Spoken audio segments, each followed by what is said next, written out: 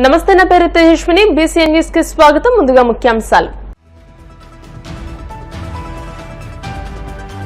ఇటీవల ఒంగోలులో దారుణ హత్యకు గురైన వీరయ్య చౌదరి కుటుంబ సభ్యులను పరామర్శించిన మంత్రి లోకేష్ అన్ని విధాలా అండగా ఉంటారని భరోసా.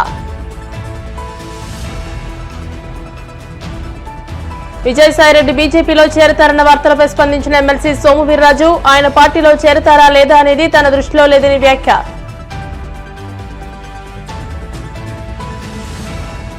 కూటమి పాలనలో రాష్ట్రానికి రాహుకాలం, పేదల చదువులకు చంద్రగ్రహణం పట్టింది. విమర్శలు గుప్పించిన వైసీపీ ఎమ్మెల్సీ చంద్రశేఖర్ రెడ్డి. వాడపల్లి వెంకన్నాలయంలో ప్రత్యేక పూజలు, మంగళ వాయిద్య నడుమ శ్రీ స్వామి అమ్మవార్లకు మేలుకొలుపు సేవ, ఐశ్వర్యలక్ష్మి హోమం. ఇటీవల ఒంగోలులో దారుణ హత్యకు గురైన టీడీపీ నేత మాజీ ఎంపీపీ ముప్పవరపు వీరయ్య చౌదరి కుటుంబ సభ్యులను మంత్రి నారా లోకేష్ పరామర్శించారు. ఉదయం ప్రకాశం జిల్లా నాగులుప్పలపాడు మండలం అమ్మనబోలులోని వీరయ్య చౌదరి నివాసానికి వెళ్లిన మంత్రి లోకేష్ ముందుగా ఆయన చిత్రపటానికి పూలమాలలు వేసి నివాళులర్పించారు. అనంతరం వీరయ్య చౌదరి సతీమణి, కుమారుడు, ఇతర కుటుంబ సభ్యులను పరామర్శించి ధైర్యం చెప్పారు. వీరయ్య చౌదరితో తనకున్న అనుబంధాన్ని ఈ సందర్భంగా మంత్రి గుర్తు చేసుకున్నారు. హత్య నిందితులను కఠినంగా శిక్షిస్తామని అన్నారు. వీరయ్య చౌదరి కుటుంబానికి పార్టీ అన్ని విధాలుగా అండగా ఉంటుందని భరోసా ఇచ్చారు.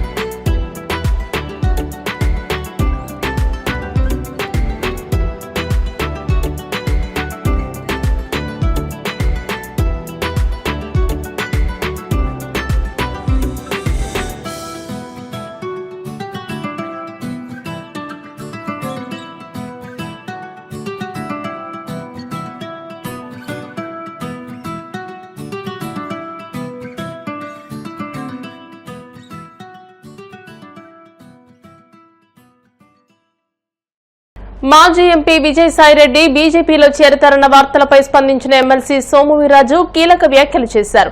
గతంలో వైసీపీ, టీడీపీ తమ పార్టీలలో చేర్చుకున్న వారికి మంత్రి పదవులిచ్చారని, అప్పుడు ప్రశ్నించని వారు ఇప్పుడు తమ పార్టీలో జాయిన్ అవుతున్నప్పుడు ప్రశ్నిస్తున్నారని మండిపడ్డారు.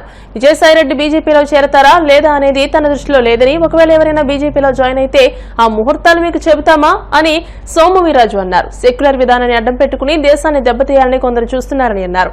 పాకిస్తాన్ పీఓకేపై దాడి తర్వాత కుహానా లౌకికవాదులు కలుగులోకి వెళ్లిపోయారని వ్యాఖ్యానించారు.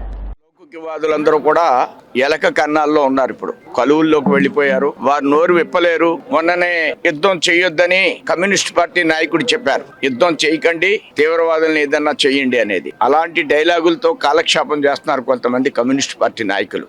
మీ అందరికి కూడా తెలుసు, కమ్యూనిస్ట్ పార్టీ పెద్దలు ఈ కుహనా లౌకికవాదుల మూలంగా దేశానికి చాలా నష్టం. దేశం అభివృద్ధి చెందకుండా ఉండాలి. వాళ్ళందరూ కూడా ఈ దేశానికి ఎవరైతే కుహనా లౌకికవాదులు ఉన్నారో వాళ్ళందరూ భారతీయులు కాదు, భారతదేశానికి సంబంధించినటువంటి వ్యక్తులు కాదు. భారతదేశాన్ని దెబ్బతీయాలనేటువంటి ఒక కపట వాదులు వారందరూ కూడా సెక్యులరిజాన్ని అడ్డం పెట్టుకుని భారతదేశాన్ని దెబ్బగొట్టాలి, భారతదేశ అభివృద్ధిని నీరుగార్చాలనేటువంటి ఆలోచనతో ప్రయాణం చేస్తున్నారు. ప్రజలందరూ అర్థం చేసుకుంటున్నారు. వాళ్ళందరూ కూడా తప్పకుండా దెబ్బ తగిలేటువంటి రోజులు త్వరలో రాబోతున్నాయి. ఈవేళ జరుగుతున్నది భారతదేశంలో ఎవరైతే పెహల్గాంలో నీ మతాన్ని అడిగి చంపిన తర్వాత కూడా, నీ బొట్టు తుడిచి చంపినప్పుడు కూడా ఇంకా కుహనా లౌకికవాదులు మాట్లాడుతున్నారంటే వాళ్ళ మతి చెల్లించుంటున్నారు. అద్దెమైకులు తప్ప భారతీయులు కాదని నేను స్పష్టంగా చెప్తున్నాను. ప్రజలు అర్థం చేసుకున్నారు. వాళ్ళ మాటలు ఇంకా కొనసాగవు. అమెరికా మాట మనం వినలేదు. అమెరికా ఒక మార్కెటింగ్ కంపెనీ. వాళ్ళ మాటలు మనం వినవలసిన అవసరం లేదు. యుద్ధం విరమించామని చెప్పలేదు. యుద్ధాన్ని వద్దని చెప్పిన సందర్భాల్లో కొన్ని పరిస్థితుల్లో కొన్ని వ్యవహారాలు సాగుతాయి. ఇదంతా వారం రోజులు. ఇది చిన్న సినిమా, చాలా పెద్ద సినిమా ఉంటుంది. అది అర్థమయ్యేటట్లుగా చెప్పాము. ఆ దృష్ట్యా యుద్ధానికి వెనకంజి వేసే ప్రసక్తి లేదు. ఈవేళ మన దగ్గర ఉన్నటువంటి ఆయుధాలు, అద్భుతమైనటువంటి ఆయుధాలు ఉన్న సందర్భంలో మనం యుద్ధానికి వెనకంజి వేసేటువంటి పరిస్థితి లేదు.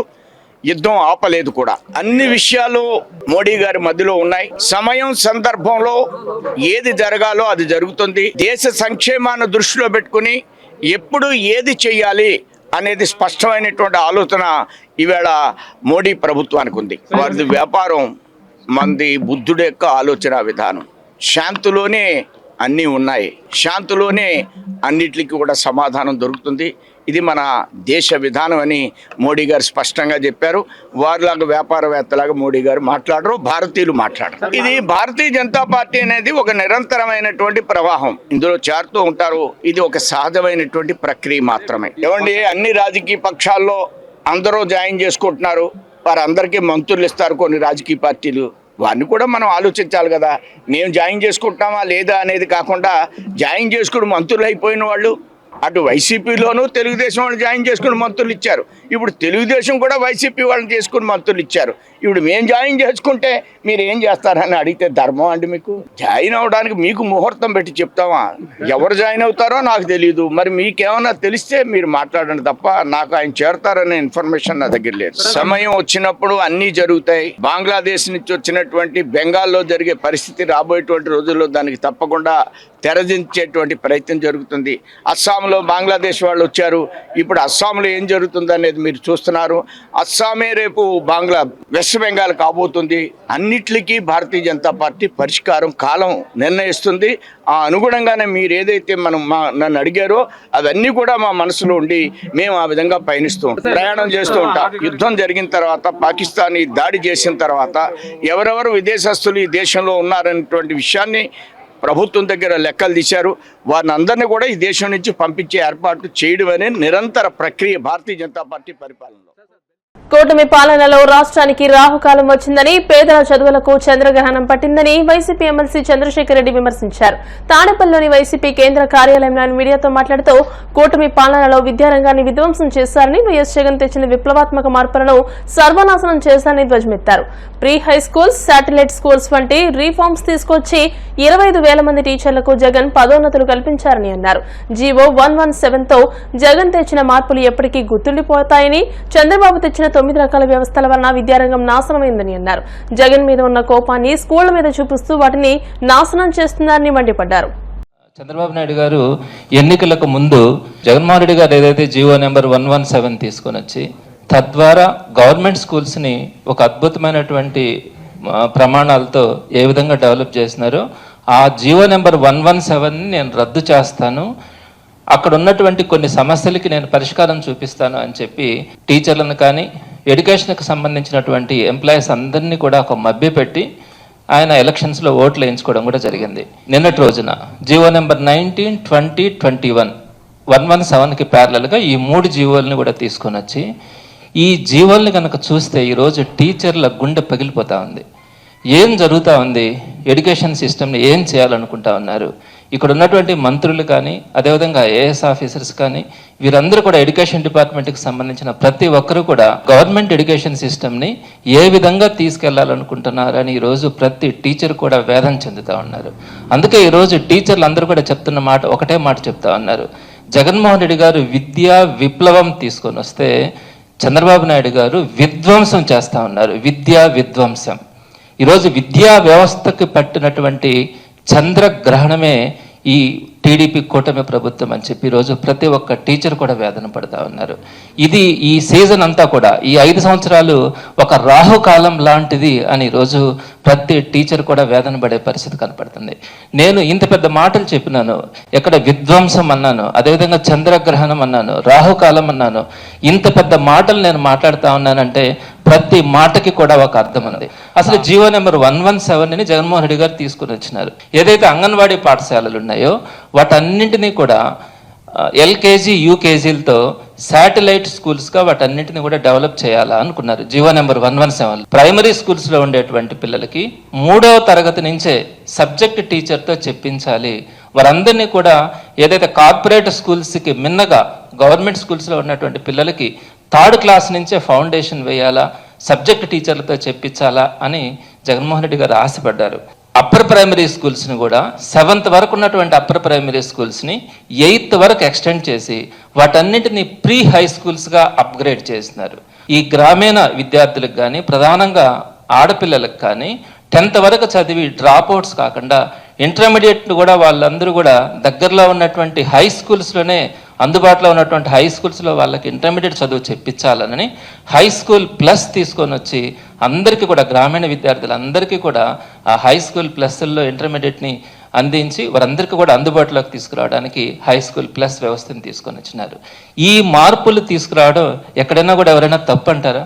ఎంత మంచి వ్యవస్థని ప్రీ హై స్కూల్స్ని తీసుకురావడం కానీ, హై స్కూల్ ప్లస్లను తీసుకురావడం కానీ, శాటిలైట్ స్కూల్స్ని తీసుకురావడం కానీ, 3rd క్లాస్ నుంచి సబ్జెక్ట్ టీచర్తో చెప్పించాలనుకోవడం కానీ ఇవన్నీ కూడా తప్పులు పాపాలు అని చంద్రబాబు నాయుడు గారు ప్రజల్ని రెచ్చగొట్టే ప్రయత్నం కూడా చేశారు. ఇప్పుడు కాసేపు ప్రకటనలు.